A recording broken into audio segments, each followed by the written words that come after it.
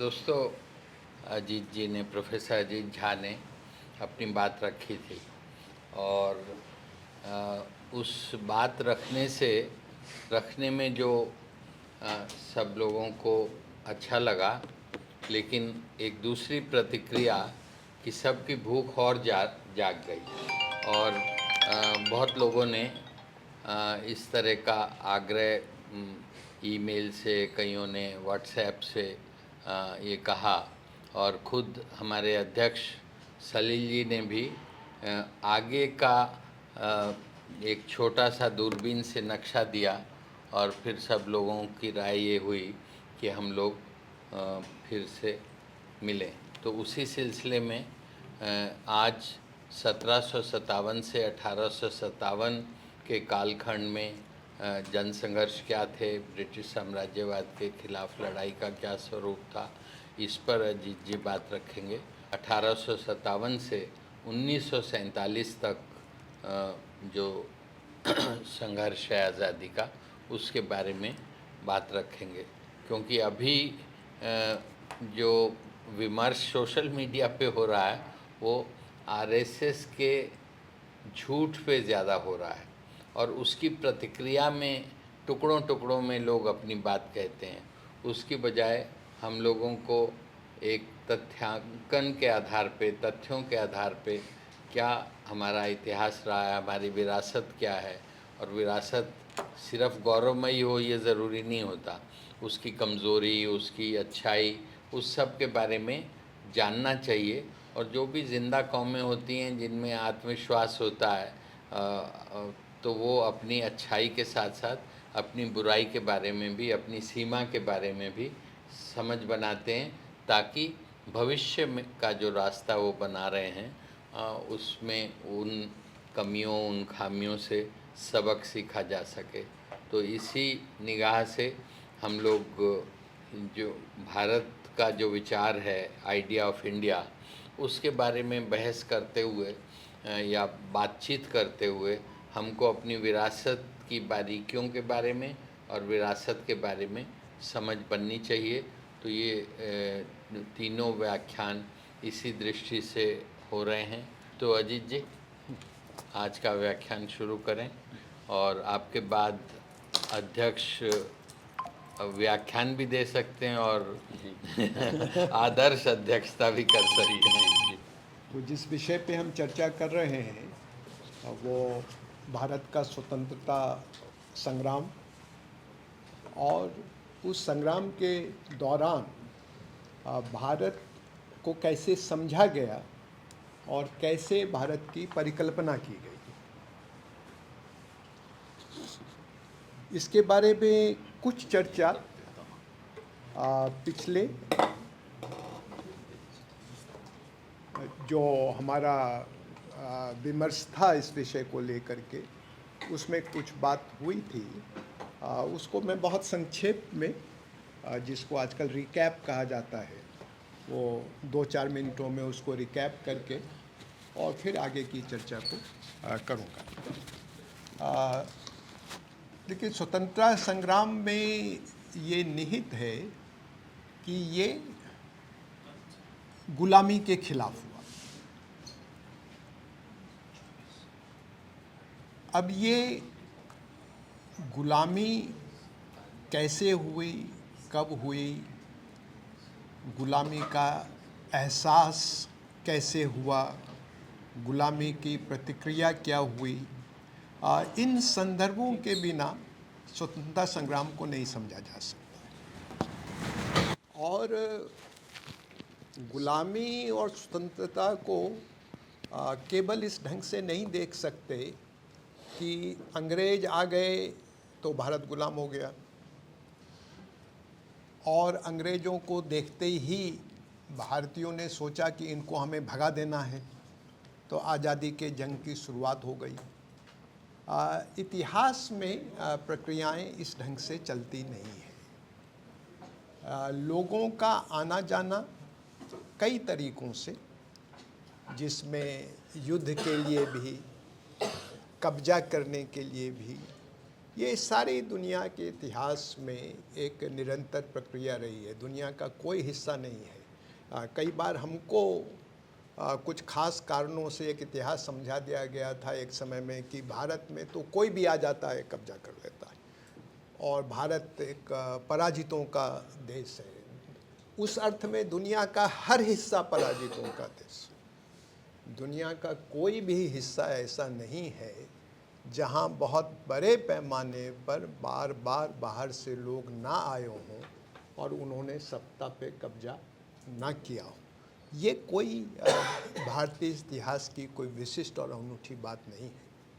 और अंग्रेज़ भी जब आए, अंग्रेज़ से पहले पुर्तगाली आए, वो लगभग 1500 के आसपास यहाँ पर स्थापित हो गए थे, यहाँ व्यापार करने लगे थे और उनका पूरी तरह से भारत में स्वागत था, क्योंकि वो भारत के व्यापार को बढ़ा रहे थे, भारत के व्यापार को कम नहीं कर रहे थे। तो भारत के राजाओं के लिए, भारत के व्यापारियों के लिए उनकी उपस्थिति से कोई द्वंद्व नहीं था, कोई झगड़ा नहीं था।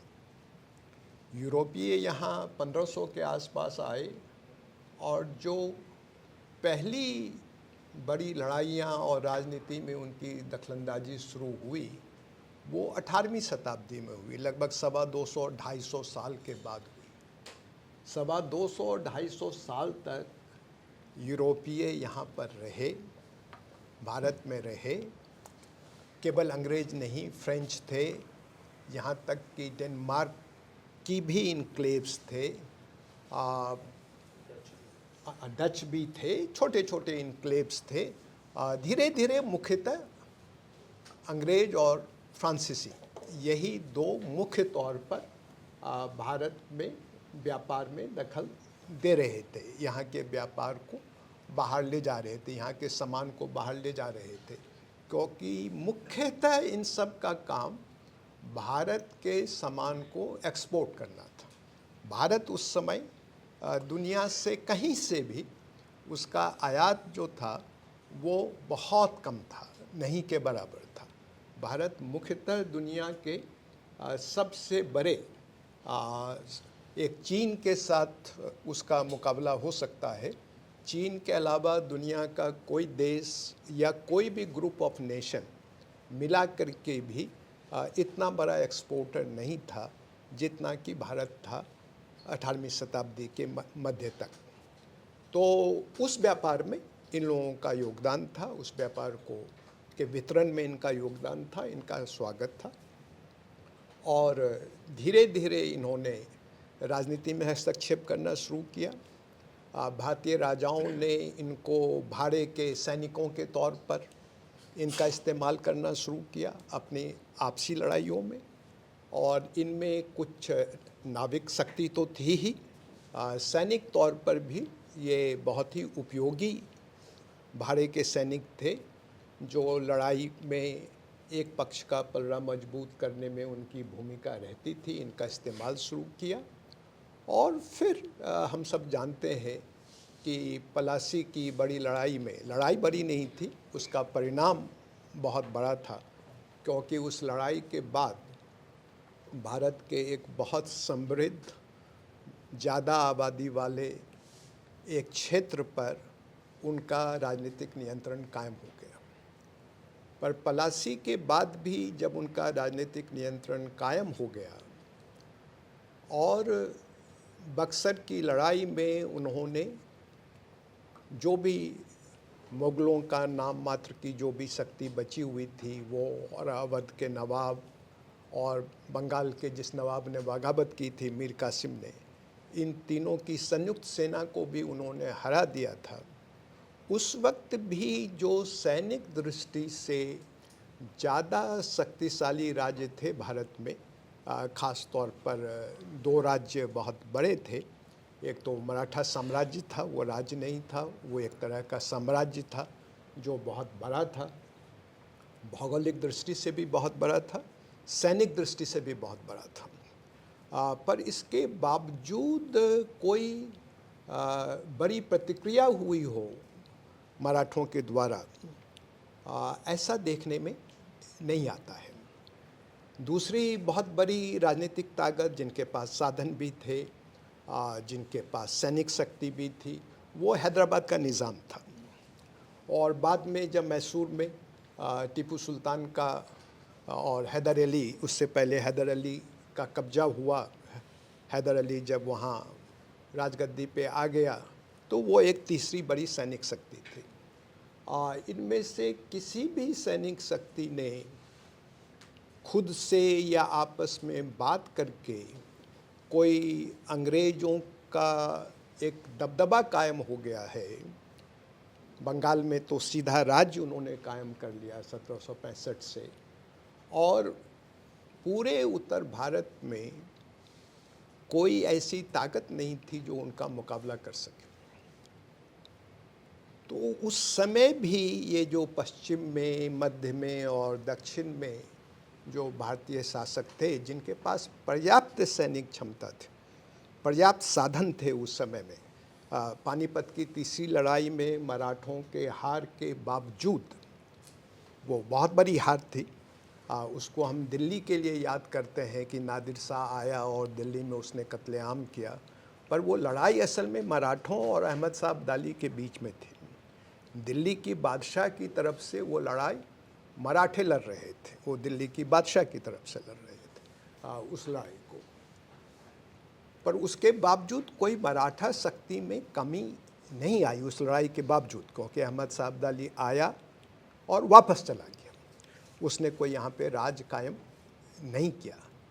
तो मराठों का विस्तार जो मध्य प्रदेश में हुआ, जो झांसी में हुआ, ये जो मध्य भारत में मराठों का विस्तार है, उसके बाद और ज़्यादा मजबूत हुआ। तो मराठा बहुत बड़ी सैनिक शक्ति थे उस समय में, पर उसके बावजूद कोई ये समझ होना कि ये अंग्रेज कोई नए किस्म की राजनीतिक शक्ति है, ऐसा कोई एहसास नहीं था।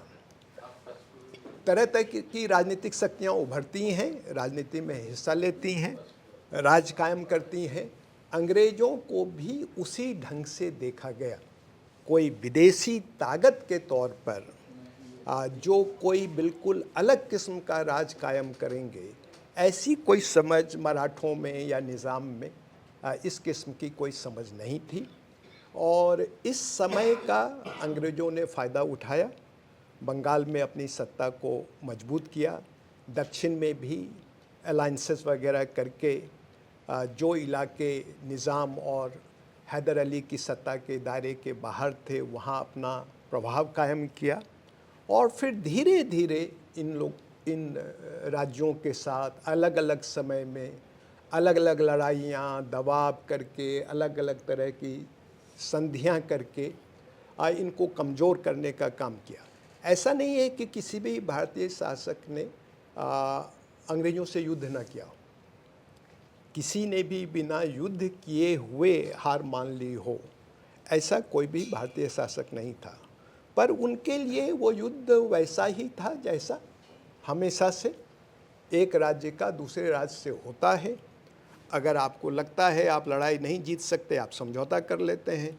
अगर आपको लगता है कि दूसरा ज़्यादा ताकतवर है, तो कुछ उसकी शर्तों पे समझौता कर लेते हैं। और अंग्रेज़ों में ये एक डिप्लोमेटिक कुशलता थी कि एक ही झटके में भारतीय राज्यों को उन्होंने ख़त्म करने की कोशिश नहीं की। उन्हें जिसे कहते हैं लॉन्ग रोप, तो एक लंबी रस्सी जिससे लटक करके वो खुद मरें, इस नीति के ऊपर उन्होंने काम किया और उनको वो लगातार कमज़ोर करते चले गए। तो ये स्थिति जो है, आप कह सकते हैं 1857 तक चली। इस दौर में मैंने पिछले लेक्चर में ये कहा था कि कुछ राजाओं को ये बदली हुई परिस्थिति की कुछ समझ विकसित हुई। जैसे मीर कासिम को ये लगा कि ये केवल, जबकि मीर कासिम नवाब थे उस समय, अंग्रेज़ों के हाथ में सत्ता नहीं थी, पर मीर कासिम को अंग्रेज़ों ने ही नवाब बनाया था। मीर कासिम चाहते थे कि हमने इनको पैसा दिया, इन्होंने हमारी मदद की, ये तो व्यापार करने वाले लोग हैं, अपना व्यापार करें, राज हमारे हाथ में रहे। अंग्रेज इसके लिए तैयार नहीं थे। उनको वो कठपुतली की तरह इस्तेमाल करना चाहते थे और उनके ऊपर ये दबाव डाल रहे थे कि अंग्रेज व्यापारियों को विशेष छूट दी जाए, उनसे कोई टैक्स ना लिया जाए किसी किस्म का, जिसका मतलब ये होता कि भारतीय व्यापार नष्ट हो जाता, भारतीय व्यापारी तबाह हो जाते। एक नवाब ने भारतीय व्यापारियों को बचाने के लिए उनसे भी टैक्स लेना बंद कर दिया। उसका अपना राज कैसे चलेगा इसकी चिंता किए बगैर उसने टैक्स लेना बंद कर दिया, क्योंकि वो उसको समझ में आ रहा था कि ये जो कर रहे हैं इससे हमारा राज्य तबाह हो जाएगा। ये कुछ नए किस्म की बात है, ये कोई पुराने किस्म का राजनीतिक कंपटीशन नहीं है। और इसलिए उन्होंने उससे छुटकारा पाने के लिए अवध के नवाब से बात की, दिल्ली में बादशाह से बात की और एक समय के लिए तीनों सेनाएं इकट्ठी हुई, बक्सर में लड़ी भी, पर वो हार गए। उसके बाद उस किस्म का कोई प्रतिरोध बंगाल और उत्तर भारत में नहीं हुआ, उस किस्म का प्रतिरोध। कुछ हद तक ये बात हैदर अली और टीपू सुल्तान को समझ में आई, इसलिए वो कभी भी संधि करके निश्चिंत नहीं हुए। संधि करने के बाद उन्होंने इसकी तैयारी शुरू की कि अगली लड़ाई में इनको हम कैसे हराएंगे। ये समझ उन्होंने विकसित की और अंग्रेज़ों ने भी ये समझ विकसित की कि ये इनको रखना ठीक नहीं होगा, इनको तो ख़त्म ही करना पड़ेगा हर हालत में। उस समय तक भारत में बहुत देसी राजा थे जो अंग्रेज़ों के लिए पिट्ठू बन चुके थे, अंग्रेज़ों को उनसे कोई खतरा नहीं था। पर हैदर अली और टीपू जैसे निज़ाम हैदराबाद थे, वो अंग्रेज़ों के लिए कोई खतरा नहीं थे। उनसे काफ़ी इलाके उन्होंने ले लिए थे, कई पर बहुत बड़ा इलाका उनके पास छूटा हुआ था। इतना छूटा हुआ था कि आप जानते हैं कि 47 में भी वो हिंदुस्तान और दुनिया के सबसे अमीर लोगों में से वो थे हैदराबाद के निज़ाम, लेकिन उनको उनसे कोई ख़तरा नहीं था। पर हैदर अली और टीपू सुल्तान से उनसे दोस्ती का एक रिश्ता बनाया, उनकी मदद लेने की कोशिश की और विज्ञान के क्षेत्र में, तकनीक के क्षेत्र में अपने राज्य में परिवर्तन लाने की कोशिश की। जो अंग्रेज़ों की सैनिक श्रेष्ठता थी वो काफ़ी दिखती थी, किसी को भी दिख सकती थी कुछ लड़ाइयों के बाद। तो अपनी सेना को भी कुछ उसी पैटर्न पर नए तरीके से खड़े करने की कोशिश की। ये कोशिश महाराजा रंजीत सिंह ने भी की, इसलिए वो काफ़ी लंबे समय तक, जब तक जिंदा रहे, पंजाब के ज़्यादातर हिस्से पर वो राज कर सके। उनके मरने के बाद ही पंजाब के ऊपर अंग्रेज़ों का कब्जा जो है वो कायम हो सका। तो ये तो एक पक्ष है प्रतिरोध का जो राजाओं के द्वारा किया गया, पर वो कुल मिलाकर के उसमें बहुत कम राजाओं को क्या नयापन है अंग्रेज़ों में, क्या विदेशीपन है अंग्रेज़ों में, या इनकी ताकत का आधार क्या है, इसकी समझ बहुत कम राजाओं में थी।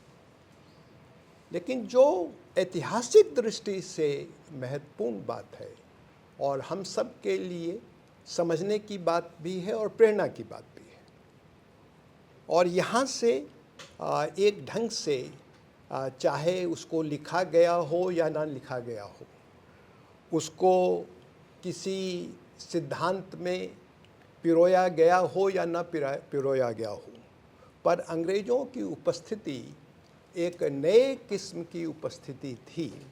इसका सबसे बड़ा प्रमाण ये है कि ये पॉलिटिकल कंपटीशन, जो कि एक नॉर्मल पॉलिटिकल कंपटीशन है, किसी भी राज्य में होता है, किसी भी देश में होता है, लेकिन उसके बाद जो हुआ वो सामान्य बात नहीं थी। बंगाल में जब सबसे पहले उन्होंने कब्जा किया और उसके बाद अपने कब्जे का विस्तार अलग अलग क्षेत्रों में जाके उन्होंने किया, इस पूरी प्रक्रिया में जो नई चीज़ हुई वो ये हुई कि हर जगह उन्हें बहुत व्यापक प्रतिरोध का सामना करना पड़ा। राजा हार चुका है, राज्य पे वो कब्जा कर चुके हैं, उसके बाद बहुत बड़े पैमाने पे प्रतिरोध हुए। और ये प्रतिरोध कौन कर रहे थे, क्यों कर रहे थे, और ये प्रतिरोध की श्रृंखला 100 साल तक लगभग निरंतर है। कुछ इतिहासकारों ने अब इसका नंबर कम हो सकता है, ज़्यादा हो सकता है, कि दसियों 50-60 बहुत बड़े बड़े प्रतिरोध आंदोलन चले जो राजाओं के नेतृत्व में, लगभग 200 और 1900 तक किसानों के, ट्राइबल्स के सारे और जो छोटे प्रतिरोध थे उनकी संख्या की गिनती करना भी संभव नहीं है। तो जो लोग ये जानना चाहते हैं या समझना चाहते हैं, पिछली बार भी ये बहस हुई, ये चर्चा हुई कि आखिर इनके शासन को ही एक विदेशी शासन क्यों कहा जाए, अंग्रेजी शासन को ही एक विदेशी शासन क्यों कहा जाए। बाहर से कोई भी आए, कभी भी आए, किसी ने भी राज्य पर कब्जा किया तो सारे विदेशी हैं। अंग्रेज़ों के लिए ही खास तौर पर ये विदेशी शासन की बात क्यों होती है? क्यों केवल एक ही संग्राम को आज तक हम लोग स्वतंत्रता संग्राम कहते हैं? भारत में कोई 2 स्वतंत्रता संग्राम की चर्चा हम नहीं करते हैं। उसकी बुनियाद ये नहीं है कि राजाओं ने अंग्रेज़ों का मुकाबला किया। उसकी बुनियाद ये है कि ऐसा पहले कभी नहीं हुआ और दुनिया में सामान्यतः कभी नहीं होता है किसी भी पूर्व आधुनिक समाज में।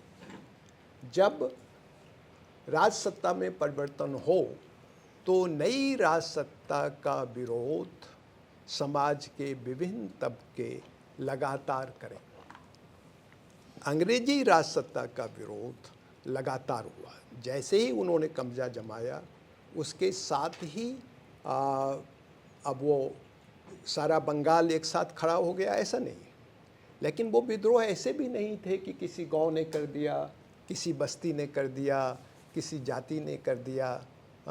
वो बहुत बड़े बड़े विद्रोह थे, बहुत बड़े बड़े क्षेत्रों में वो विद्रोह फैले, जिसको आप रीजन्स कह सकते हैं। ऐसे रीजनल रिवोल्ट्स बहुत सारे हुए। बंगाल में सन्यासी फ़कीर विद्रोह बहुत नामी विद्रोह है। पर इन सब विद्रोहों की निरंतरता और इनकी ताकत का जो बुनियादी आधार था वो मुख्यतः किसान और उत्पादक वर्ग था। विद्रोह करने में जमींदार भी थे, मठ भी थे, जो पंथ थे धार्मिक हिंदुओं और मुसलमानों के वो भी थे उसमें। हर तरह के लोग थे। लेकिन विद्रोहों की जो निरंतरता देखने को मिलती है और उसमें जो इतने बड़े पैमाने पे जन भागीदारी देखने को मिलती है, उसका कारण है कि बहुत बड़े पैमाने पर किसानों की और दस्तकारों की इसमें भागीदारी थी। और ये समझने की बात है कि किसानों और दस्तकारों को या सामान्य लोगों को, जिनको राजनीति का हिस्सेदार नहीं माना जाता था, बहुत लोग तो आज भी मानने को तैयार नहीं है उनको राजनीति का हिस्सेदार, जिनको ये माना जाता था कि उनको इससे क्या फ़र्क पड़ता है कि कौन शासन में है, उन्हें तो गरीब ही रहना है, टैक्स ही देना है, चाहे कोई भी टैक्स वसूल करे। उन्होंने इतने बड़े पैमाने पे बगावत क्यों की? और वहाँ से अंग्रेजी राज के विदेशीपन का एहसास शुरू होता है। जब इस सवाल का जवाब हम ढूंढते हैं, टैक्स हमेशा से किसान देता है, व्यापारी देता है, किसी न किसी तरीके से। पर अंग्रेज़ों ने जिस किस्म के टैक्स का बोझ डाला किसानों के ऊपर, वो बहुत ही अभूतपूर्व था। कोई भी शासन की बदली होगी, उसमें किसान जो पहले से ही गरीब तबका है, शोषित तबका है, ऐसा नहीं है कि अंग्रेज़ों से पहले जो शासन थे वो कोई किसानों का राज था या किसानों की देखभाल करने का काम करते थे। सब किसानों के टैक्स से ही वो सारे राज्य चलते थे। पर अंग्रेजी राज में किसानों के ऊपर टैक्स का बोझ सीधे तरीके से ज़मींदारी इलाकों में सीधे तरीके से बंगाल वगैरह में, और जिनको रैयतवाड़ी इलाका बोलते हैं उन इलाकों में भी सीधे तरीके से भी और ज़्यादा इनडायरेक्ट तरीके से करों का बोझ बहुत बड़े पैमाने पे बढ़ा। और इससे लगा ये तो कुछ बिल्कुल गड़बड़ है, कुछ बिल्कुल नई बात हो रही है, ये सत्ता तो बिल्कुल अलग है, कुछ अलग किस्म की सत्ता है। और उसके खिलाफ बगावत, किसानों के लिए बगावत का फैसला करना कोई आसान काम नहीं है, ये कोई आसानी से लिया जाने वाला फैसला नहीं है, उसकी बहुत बड़ी कीमत हमेशा उनको चुकानी पड़ती है। पर वो उन्होंने वो बगावत की, बार बार वो बगावत की, बार बार दमन के बावजूद वो बगावत की। ये एक बिल्कुल अनूठी बात है। और उनके जो आर्थिक नीति थी, किसानों पे कर था, फिर शुरू में जो हमारे दस्तकार थे, जो सारी दुनिया में जिसको कहते हैं एक्सपोर्ट पावर हाउस जो हिंदुस्तान था, शुरू में तो बंगाल में शासन जब हाथ में भी आ गया था, उस समय भी हम लोगों को कई बार ये गलतफहमी होती है कि इंग्लैंड जब हिंदुस्तान आया तो वहाँ इंडस्ट्रियल रिवॉल्यूशन हो चुका था। यूरोप में कहीं भी 1500 में, 1600 में, 1750 में, इन 250 सालों में यूरोप के किसी भी हिस्से में कहीं भी, इंग्लैंड में भी कोई इंडस्ट्रियल रिवॉल्यूशन नहीं हुआ। तो यहाँ कोई वो मशीन का बना हुआ कपड़ा 1750 में लेकर के नहीं आ रहे थे, हमारा ही कपड़ा खरीदते थे, उसी को बेचते थे। लेकिन हमारे कारीगरों को जितना पैसा मिलता था उतना पैसा वो देने को तैयार नहीं थे।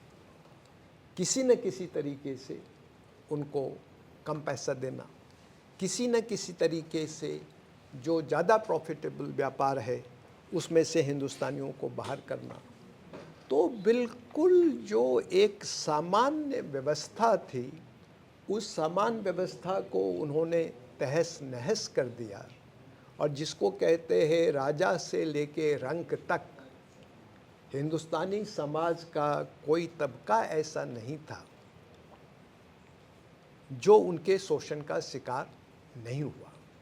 उसमें से कुछ बड़े लोगों के सामने ये विकल्प था कि वो अगर समझौता कर लें तो वो काफ़ी साधनों के साथ जिंदा रह सकते हैं, जैसा बहुत सारे राजाओं ने किया, कुछ व्यापारियों ने भी किया। धीरे धीरे जो राजाओं के नीचे जो बड़े ज़मींदार थे, बहुत सारे बर्बाद हो गए, बहुतों ने बगावत की, पर बहुतों ने समझौता भी किया, कुछ नए ज़मींदार भी उन्होंने बनाए। इन तबकों को छोड़ करके कोई भी तबका ऐसा नहीं था जिस तबके ने शोषण का सामना न किया, असामान्य शोषण का, और जिसने बगावत में हिस्सेदारी न की हो।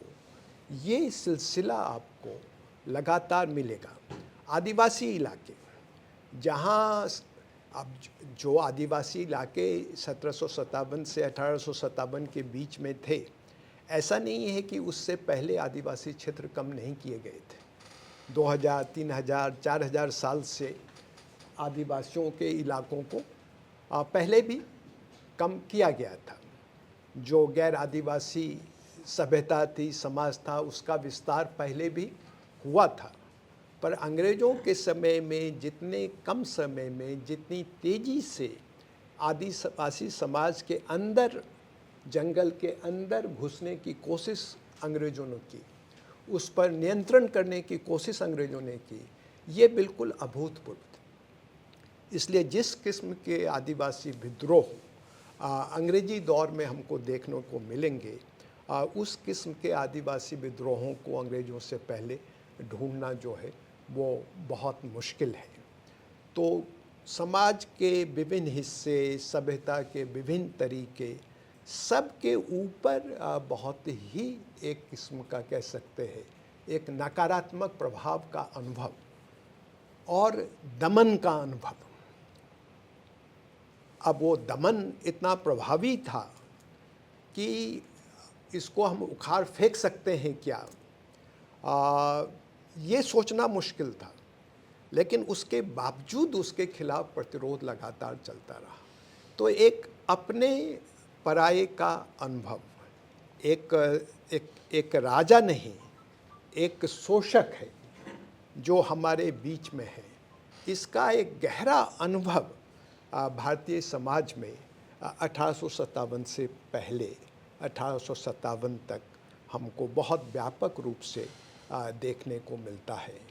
और जिन लोगों ने खास करके आदिवासी इलाकों में लोक कथाओं का अध्ययन किया है, उनका मानना है, उनको इसकी ऐतिहासिक स्मृति कि अंग्रेज़ों से पहले हम कैसे रहते थे, अंग्रेज़ों के आने के बाद क्या हुआ, इसकी एक परंपरा लोक कथाओं में आदिवासी इलाकों में जिन्होंने अध्ययन किया है वो बतलाते हैं। तो वो ऐसा नहीं है कि वो केवल एक किसी खास साल में या किसी काल खंड में एक बगावत हो गई और बात ख़त्म हो गई। एक पूरी एक चेतना, एक पूरी समझ अपने और पराये की, ये कई क्षेत्रों में लगातार विकसित हो रही थी।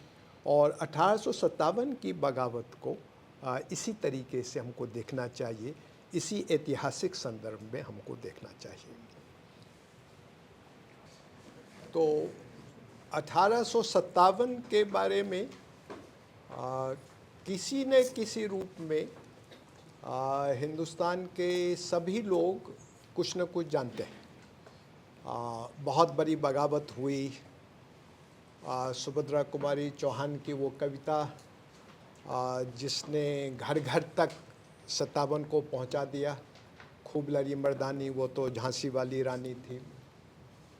और अलग अलग इलाकों में, जैसे अभी मैं आपसे बात कर रहा था कि 1857 से पहले भी अंग्रेज़ों के आने के बाद जो शोषण की नई स्थिति पैदा हुई, वो कई समूहों और समाजों की लोक स्मृति में उस समय ही दर्ज हो गई थी, जो निरंतर चलती रही। इसी ढंग से 1857 के बारे में ख़ास तौर पर जिन इलाकों में विद्रोह बहुत प्रबल था, मजबूत था, उन इलाकों की लोक स्मृति में वो अनेकों रूप से वो विद्रोह जो है वो जिंदा है। जैसे स्वतंत्रता संग्राम के महान योद्धाओं के बारे में या घटनाओं के बारे में पटना में शहीद स्मारक है, जगह जगह कई तरह के स्मारक हैं, या नायकों की मूर्तियां जगह जगह लगी रहती हैं। ऐसे ही बहुत बड़े इलाके में 57 के बारे में लोग मालूमात रखते हैं, बिना किसी किताब को पढ़े, बिना किसी किताब की जानकारी के। वो लोक स्मृति का हिस्सा है। उसके जो सामान्य डिटेल्स हैं वो किसी भी स्कूल की किताब में भी उपलब्ध हैं, उसको दोहराने का यहाँ कोई ख़ास मतलब नहीं है। पर जिन महत्वपूर्ण बातों को ध्यान रखना चाहिए और जो कुछ विवाद हैं जिनके बारे में मैं कुछ टिप्पणी करूँगा, एक तो ये कि ये जब विद्रोह हुआ मेरठ में 10 मई को, सिपाहियों का विद्रोह था। अब हम सब जानते हैं कि आमतौर पर उसके लिए कारतूसों को, गाय और सूअर की चर्बी वाले कारतूसों को जिम्मेदार माना जाता है, और वो ट्रिगर था भी। उस कारतूस को इस्तेमाल करने से सिपाहियों ने मना किया, सिपाहियों का दमन हुआ और सिपाहियों ने बगावत की। उससे पहले भी मंगल पांडे के साथ ये हो चुका था बैरकपुर में। मुद्दा वहाँ भी यही था। पर अब ये सिपाही मेरठ में बगावत करते हैं और वहाँ से रवाना होके वो दिल्ली आ जाते हैं। अब ये सवाल हम सबको पूछना चाहिए खुद से। वो वहाँ से अपने घर नहीं जाते, वो वहीं मेरठ में अपनी सत्ता स्थापित नहीं करते जो वो कर सकते थे, वो दिल्ली आ जाते हैं।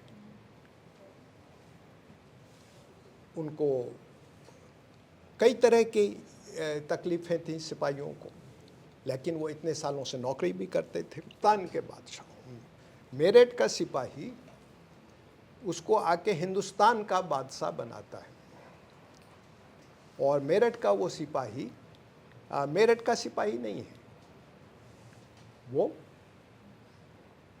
उसके अलग अलग गांव होंगी, उसकी अलग अलग जातियां होंगी, अलग अलग गांव, अलग अलग जातियां। वो खुद अंग्रेजी फ़ौज का सिपाही है, और उनमें से कईयों के, जैसे कि एक ट्रेडिशन होती है आर्मी की, मिलिट्री की, हर जगह, कि एक ही फैमिली से पीढ़ी दर पीढ़ी सैनिक आते हैं। उसमें से भी कई सैनिक ऐसे होंगे जो कई पीढ़ियों से सैनिक होंगे, और वो सब आकर के, उसके पास कोई सेना नहीं है, बहादुर शाह जफ़र के पास कोई खजाना भी नहीं है, उसके पास कोई राज्य भी नहीं है।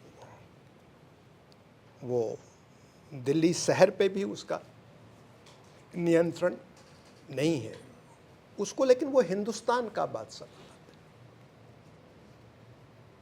तो ये जो घटना है, जो लोगों को इस बात से बहुत दुविधा होती है, बहुत संकोच होता है, जिन लोगों को लगता है कि ठीक है अंग्रेज़ों के खिलाफ़ एक लड़ाई थी, मगर इसको कैसे हम राष्ट्रीय संघर्ष कैसे बोल सकते हैं? इसको अंग्रेज़ों के खिलाफ़ लड़ाई तो बोल सकते हैं, अंग्रेजी नीतियों के प्रभाव के कारण एक बगावत हुई, ये भी कह सकते हैं, पर इसको हम एक साम्राज्यवादी विरोधी बगावत या एक राष्ट्रीय बगावत कैसे कह सकते हैं?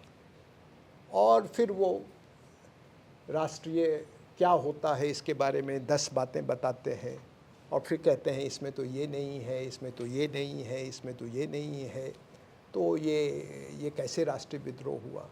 एक सेकंड के लिए मान लेते हैं ये राष्ट्रीय विद्रोह नहीं है। तो जब 2007 का साल था, 150 साल हुए थे 1857 की बगावत को, उस समय बहुत किताबें, लेख वगैरह छपे थे। मैंने भी एक बहुत छोटी सी पुस्तिका उस समय लिखी थी, आज मैं लाना उसको भूल गया। तो जो मेरा सवाल है उसमें वो ये है कि इससे चलिए राष्ट्रीय विद्रोह नहीं था तो क्या था? इस विद्रोह को आप कैसे व्याख्यायित कर सकते हैं? ये मेरठ के सिपाहियों का, बाकी चीज़ें छोड़ दीजिए एक सेकंड के लिए, उसके बारे में बात करेंगे, पर मेरठ के सिपाहियों का दिल्ली आना और बहादुर शाह को हिंदुस्तान का बादशाह घोषित करना, ये क्या है? ये सैनिकों का विद्रोह है? ये किसी जाति का विद्रोह है? किसी क्षेत्र का विद्रोह है? ये क्या है?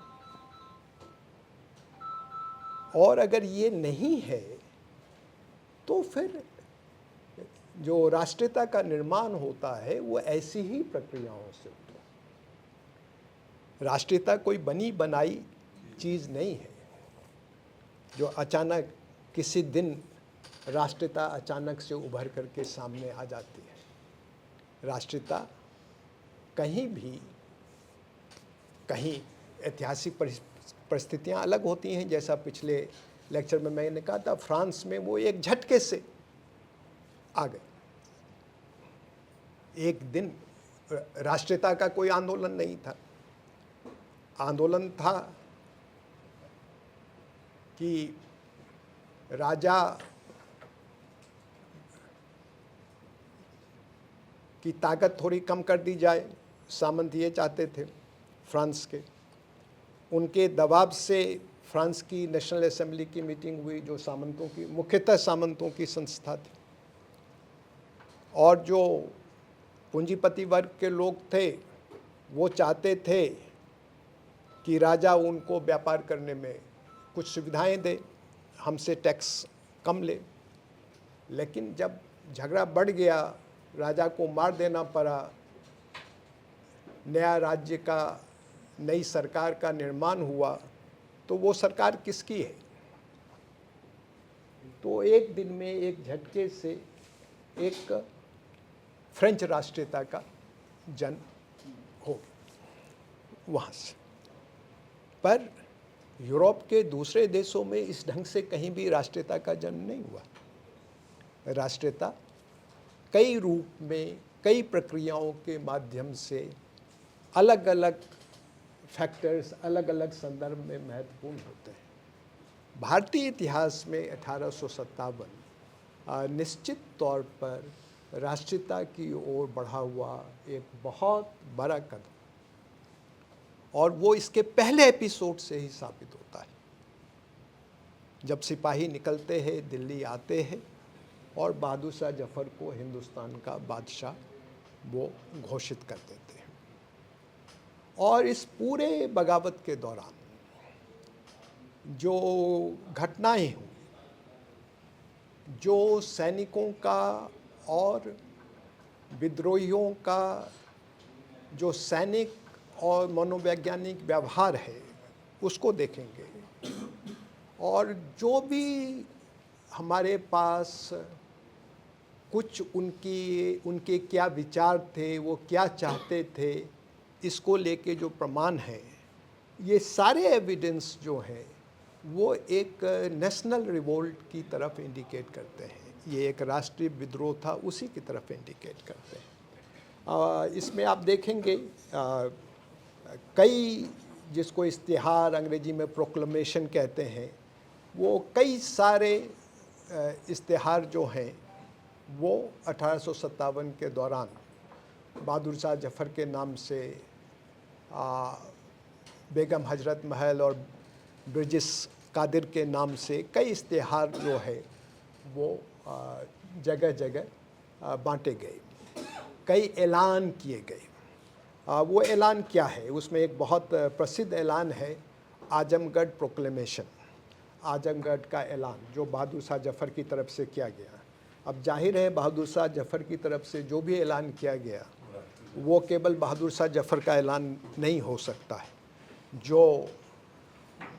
जो उस दिल्ली में उस बगावत को चलाने वाला समूह था, वो ऐलान वास्तव में उसी की तरफ से किया गया होगा। अब वो ऐलान क्या कहता है? वो ऐलान उस समय भी हिंदी में भी लिखा गया, उर्दू में भी लिखा गया, पर्शियन में भी लिखा गया उस ऐलान को। वो ऐलान क्या कहता है? वो ऐलान ये कहता है कि नागरिक स्क्रिप्ट में या फिर उसका डिक्शन में, ये चेक करना पड़ेगा, पर नागरिक स्क्रिप्ट भी थी। नागरिक सारी भाषाएं जो हिंदी परिवार की थीं वो नागरिक स्क्रिप्ट में ही लिखी जाती थी, चाहे वो ब्रज हो, चाहे अवधी हो और हिंदवी हो, ये सब नागरिक स्क्रिप्ट में ही लिखी जाती थी। तो नागरिक स्क्रिप्ट नई नहीं है, नागरिक स्क्रिप्ट काफ़ी पुरानी है। हाँ, अब आजमगढ़ प्रोक्लेमेशन में जो है आप देखेंगे कि इसके कई सेक्शंस हैं, और इसमें एक जिसको कहते हैं हिंदुस्तान और हिंदुस्तान की एकता, ये सारे प्रोक्लेमेशन में इसका ऐलान है। हम हिंदुस्तानी, हम हिंदुस्तान के हिंदू और मुसलमान मिल के इस संघर्ष को लड़ रहे हैं। अंग्रेजी राज में हम हिंदुस्तान के हिंदू और मुसलमान ये तबाह किए गए हैं। हमारा धर्म मतलब दोनों का धर्म, ये खतरे में है। हमारे धर्म को खत्म करना चाहते हैं, हिंदुस्तान को ईसाई धर्म में तब्दील करना चाहते हैं। और हर सेक्शन के लिए, उसमें जमींदारों के लिए, व्यापारियों के लिए, कारीगरों के लिए, विद्वानों के लिए, पंडितों के लिए, मौलवियों के लिए, सब के लिए अलग अलग सेक्शन है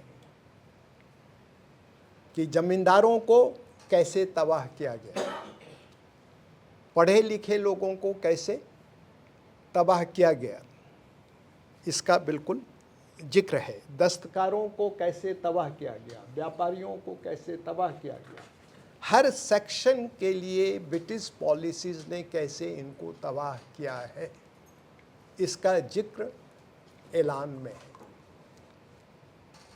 और हम उनकी इन नीतियों को कैसे बदलेंगे, क्या बदलाव करेंगे इन नीतियों में, जिससे जमींदारों से लेकर के दस्तकारों तक, व्यापारियों तक, जो सरकारी मुलाजिम हैं, इस बात का भी जिक्र है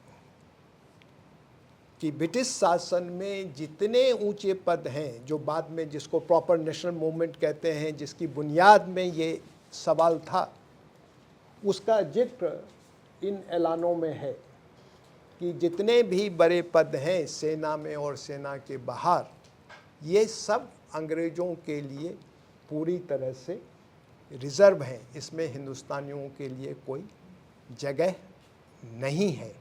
हम इस अत्याचार को ख़त्म करें। जाहिर है अंग्रेज़ जाएंगे तो ये अत्याचार अपने आप ख़त्म हो जाएगा। तो हर तबके का जिक्र करके, हर तबका कैसे तबाह हुआ है, इसका जिक्र है। उसमें सीधे तौर पर ऐलान में ये कहा जाता है कि मेरे पास बहुत सारे राजाओं ने आकर के समर्थन दिया है, और जिन राजाओं ने अभी, उत्तर भारत के राजाओं ने आके मुझको समर्थन दिया है, और जिन्होंने समर्थन नहीं दिया है, पश्चिम के से भी वो समर्थन आने की उम्मीद है। तो एक पूरे हिंदुस्तान का एक एहसास, पूरे हिंदुस्तान का एक एहसास, और पूरे हिंदुस्तान से भगाना है इनको। ये नहीं कि अवध से भगाना है या दिल्ली से भगाना है या मेरठ से भगाना है, इनको पूरे हिंदुस्तान से भगाना है। इसकी एक बिल्कुल स्पष्ट समझ 1857 के बगावत में हमको देखने को मिलती है। इसी ढंग से सिपाहियों की वो सिपाही पकड़ लिया गया है बगावत के बाद, और उसकी एक अर्जी है, और उसमें वो लिख रहा है, अभी इसमें कहीं होगा पर मैं बता देता हूँ आपको। वो कह रहा है कि केवल मैं नहीं, हमारे पुरखों ने 100 साल से आपकी सेवा की है। क्योंकि उसको एक्सप्लेन करना, देखिए सेंस ऑफ हिस्ट्री देखिए, वो उसको मालूम है कि वो नौकरी में है, तो उसको पहले बताना है कि वो नौकरी में क्यों था। आज वो बगावती हो गया है, पर वो अभी तक तो नौकरी में था, तो उसको ये भी बताना है कि वो नौकरी में क्यों था। तो वो कह रहा है मैं नौकरी में था, केवल मैं नौकरी में नहीं था, हमारे पुरखे 100 साल से आपकी नौकरी में थे, और हमने आपके लिए सारा हिंदुस्तान जीता, कुर्बानी दे के जीता हिंदुस्तान। लेकिन अब नई बात क्या हो गई, तो वो कहते हैं नई बात ये हो गई कि आप अब हमारे धर्म को ख़त्म करना चाहते हैं। हमारी इन सब कुर्बानियों के बावजूद आप हमको ख़त्म करना चाहते हैं, हमारे धर्म को ख़त्म करना चाहते हैं। हमारा धर्म ख़त्म हो जाएगा तो हमारे पास क्या बचेगा। इसलिए हमने अंग्रेज़ों के खिलाफ बगावत की। तो जो ऐलान है उसमें एक तरफ धर्म और दूसरी तरफ जो सामाजिक, सांस्कृतिक और आर्थिक तकलीफ़ें हैं, इनका एक लगातार जिक्र जो है वो देखने को मिलता है। अब कुछ लोग अपनी सुविधा से धर्म वाला हिस्सा उठा लेते हैं और केवल उसकी बात करते हैं, और फिर उसकी बात करते हुए कहते हैं ये तो एक धार्मिक लड़ाई थी, धर्म बचाने की लड़ाई थी, हिंदू और मुसलमान अपना धर्म बचाना चाहते थे, इसमें देश की कोई भावना नहीं है। हाँ, धर्म की भावना हो तो देश की भावना ना हो, ये ऐतिहासिक तौर पर कोई परस्पर विरोधी परिकल्पनाएं नहीं हैं। लेकिन जो 1757 से 1857 के बीच में जो बगावत हुई उसमें भी, और 1857 के बगावत में भी धर्म के अलावा बहुत सारे दूसरे मसले वो लगातार हैं, उसको नज़रअंदाज करने की कोशिश की जाती है। यहाँ तक कि सिपाहियों के भी मामले में कुछ इतिहासकारों ने उसका अध्ययन किया है कि 1857 की बगावत से पहले हजारों की संख्या में सिपाहियों ने अफसरों को पिटीशन दिए थे, हजारों की संख्या में, कि आप जो लैंड रेवेन्यू सेटलमेंट किया है उससे हमारे परिवार, हमारा गांव, हम लोग बहुत तकलीफ़ में हैं उस लैंड रेवेन्यू सेटलमेंट की वजह से। क्योंकि वो लगभग सब के सब किसान परिवारों से ही आए हुए सैनिक थे। उनके अकेले सेना में आ जाने से वो केवल सैनिक नहीं हो जाते हैं। अकेला कोई नौकरी में आ जाने से केवल वो नौकरी वाला नहीं बन जाता है, उसमें बहुत टाइम लगता है।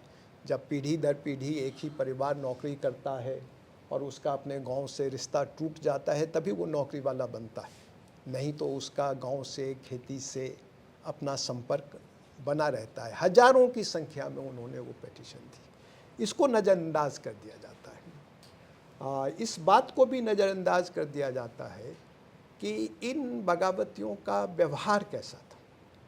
हमने राजाओं के बारे में जिक्र किया, राजाओं ने लड़ाइयाँ लड़े राजा, लगा हार जाएंगे, समझौता कर लिया, लगा नहीं जीत सकते तो बहुत बुरी कंडीशन में भी समझौता कर लिया। इस बगावत में जो शामिल हुए, चाहे वो नाना साहब पेशवा हो, तात्या टोपे हो, लक्ष्मीबाई हो, ये नाम ज़्यादा फेमस हैं, पर इनके अलावा हज़रत महल हों, ब्रिजेश कादिर हों, और रुहेलखंड में, ब्रज क्षेत्र में, अवध क्षेत्र में, भोजपुर क्षेत्र में बहुत सारे हिंदू और मुसलमान स्थानीय नायक थे। कई सिपाही हीरोज़ थे जिनके बारे में हम जानते नहीं हैं। कई जगह पर कई लोकल हीरोज़ आम लोगों के बीच से, किसानों के बीच में उभर करके आए। इसमें से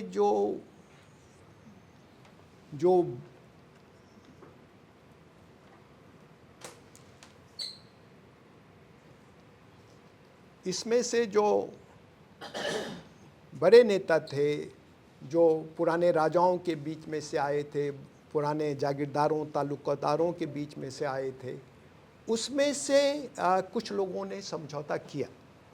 जब बगावत बहुत बड़ी हुई, अंग्रेज़ों ने उनको कुछ रियायत ऑफ़र की, उनके साथ दोस्ती की पेशकश की। उसमें से कुछ लोग ने उसको माना, पर ज़्यादातर जो बगावत के नेता थे हर स्तर पर, उन्होंने कोई समझौते की कोशिश नहीं की किसी भी स्टेज पर।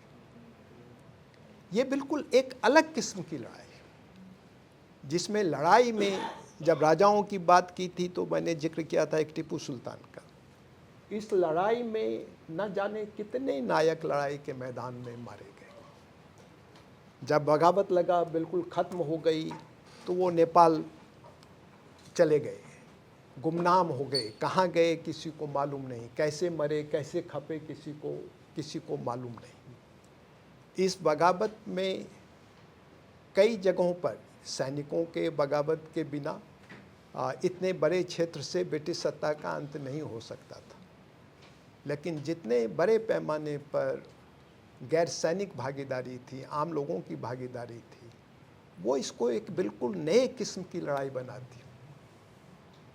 ये जो नेशनल वॉर का जो करैक्टर होता है, नेपोलियन को स्पेन में जिस किस्म के रेजिस्टेंस का सामना करना पड़ा, स्पेन कोई देश नहीं था उस समय। नेपोलियन ने अपने परिवार को, शुरू में तो अपने नवजात बच्चे को ही स्पेन का राजकुमार घोषित कर दिया था उसने। पर स्पेन में जिस किस्म के रेजिस्टेंस का सामना करा, इसमें इनको जैसे मॉडर्न वॉर होता है, एक एक गांव को, एक एक बस्ती को, कलकत्ता से दिल्ली तक पहुंचने में, कलकत्ता से कानपुर पहुंचने में, लखनऊ पहुंचने में, एक एक गांव, एक एक बस्ती को टुकड़े टुकड़े में उनको लड़ाई लड़के जीतना पड़ा। इस किस्म के बगावत को और बगावतियों के इस किस्म की शहादत को और व्यवहार को एक नेशनल रिवोल्ट के अलावा, एक राष्ट्रीय संग्राम के अलावा क्या संज्ञा दी जा सकती है, ये एक सवाल रहेगा। कोई भी दूसरी संज्ञा देना इस रिवोल्ट को संभव नहीं है। और जो एक ब्रिटिश सत्ता और ब्रिटिश सत्ता से जुड़ी हुई हर चीज़ को ख़त्म करने की कोशिश बगावत के बाद, केवल अंग्रेज़ नहीं, साहूकारों पे भी हमला कर रहे हैं, उनसे जो जुड़ी हुई चीज़ें हैं उस पे हमला कर रहे हैं। एक उस समय की परिस्थिति में आप कह सकते हैं कि जो राजाओं के बीच में आपस में जो लड़ाइयाँ सामान्यतः होती हैं, उसमें लोगों का इन्वॉल्वमेंट बहुत कम होता है। ये एक ऐतिहासिक परंपरा रही है सारी दुनिया में। पर इस बगावत में जिस ढंग से रिप्रेशन हुआ, गांव के गांव जलाए गए, केवल सज़ा नहीं देनी है, पैर से लटका करके, अब वो उसमें थोड़ा बढ़ा चढ़ा करके भी लोगों ने लिखा होगा। कई इलाकों के बारे में लोगों ने लिखा कि कोई भी ऐसा पेड़ नहीं था जिस पे लाशें लटकी हुई नहीं थी। और हिंदुस्तानियों की तरफ से भी जिस किस्म के हिंसा उसको भी कोई छुपाने की ज़रूरत नहीं। बच्चों को, अंग्रेज़ बच्चों को मारा गया, अंग्रेज़ महिलाओं को मारा गया इस बगावत के दौरान। जिस किस्म की हिंसा हुई, जिस किस्म की, ये एक अपने और पराये की एक स्पष्ट रेखा, एक खूनी रेखा 1857 ने चिन्हित की, जिसका असर हिंदुस्तानी दिमाग पे भी पड़ा और अंग्रेज़ों के दिमाग पे भी पड़ा। अंग्रेज़ों ने जो उनकी नीति थी 1857 के बाद, एक तरफ तो बगावत ना हो इसके लिए क्या करना चाहिए, तो जो राज्यों को हड़पना, राज्यों पे कब्जा करने की जो नीति थी उसको उन्होंने रोका। और इसलिए 1857 से 1947 तक ये जो बड़े बड़े महल और बड़े बड़े राजा बचे हुए हैं, वो इन्हीं क्रांतिकारियों के, इन्हीं किसानों, सैनिकों की बगावत की वजह से उनके महल और उनके रियासत बचे रहे। नहीं तो अगले 15 से 20 साल में हिंदुस्तान में एक भी राजा बचने वाला नहीं था। 1856 में उन्होंने अवध को लिया था अपने कब्जे में, और मुझे नहीं लगता 20 साल से ज़्यादा लगने वाला था उनको हर राज्य को अपने कब्जे में लेने में। लेकिन 1947 तक बचे रहे ये, ग्वालियर से लेके मैसूर तक, वो इसी बगावत की देन। और दूसरी तरफ उन्होंने ये भी तय कर लिया कि ये हिंदुस्तानी जो हैं ये बिल्कुल एक अलग रेस हैं। इन्होंने बगावत की तो अब ये बहुत ही निकृष्ट लोग हैं, इनका कभी कल्याण नहीं हो सकता, इनका कभी सुधार नहीं हो सकता, ये सुधर नहीं सकते। हमको परमानेंटली इनके ऊपर राज करना है, इनको अपने कब्जे में रखना है। तो ये 1857 का जो ऐतिहासिक महत्व है उसकी तरफ मैंने कुछ इशारा किया।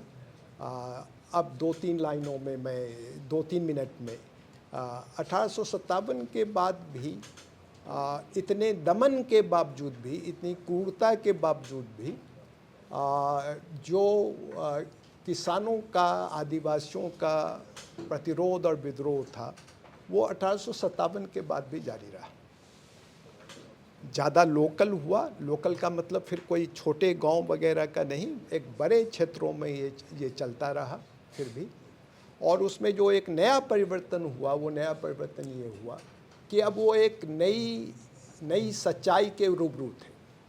अब वो ये उम्मीद छोड़ चुके थे कि वो इनको सत्ता से बाहर कर सकते हैं। आदिवासी इलाकों में फिर भी थोड़ी बहुत वो उम्मीद थी। बिरसा मुंडा का, बिरसा भगवान का जब आंदोलन हुआ तो उन्होंने कहा कि हम बिरसा राज स्थापित करेंगे, लेकिन जो बाकी इलाके थे उन इलाकों में ये उम्मीद तो ख़त्म हो गई कि हम अंग्रेज़ी राज को उखाड़ फेंक सकते हैं। पर उसके बावजूद तकलीफ़ इतनी थी कि लगातार वो विरोध करते रहते थे। पर धीरे धीरे अब ये अंग्रेज़ी राज में ही हमको रहना है, तो इनके कायदे क्या हैं, इनके कानून क्या है, इनकी व्यवस्था क्या है, इसकी समझ बनानी उन्होंने शुरू की। और उसका भी इस्तेमाल अपने प्रतिरोध में उन्होंने शुरू किया। और इस प्रक्रिया में जिस तबके का अभी तक हमने कोई जिक्र नहीं किया है, जो अगले लेक्चर में जिसके बारे में हम बात करेंगे, जो हिंदुस्तानी पढ़ा लिखा, नया पढ़ा लिखा, अंग्रेजी पढ़ा लिखा वर्ग था, उसके साथ एक सहयोग की नीति उन्होंने किसानों के मामले में, हिंदुस्तान के गरीबों के मामले में दखल देना शुरू किया और इन्होंने उनका समर्थन लेना शुरू किया। तो एक किसानों के बीच से, आदिवासियों के बीच से एक नए किस्म की राजनीति जो है वो 1857 के बाद विकसित हुई। पर जो ज़्यादा महत्वपूर्ण राजनीति विकसित हुई, जिसको हम सामान्यतः राष्ट्रीय आंदोलन कहते हैं,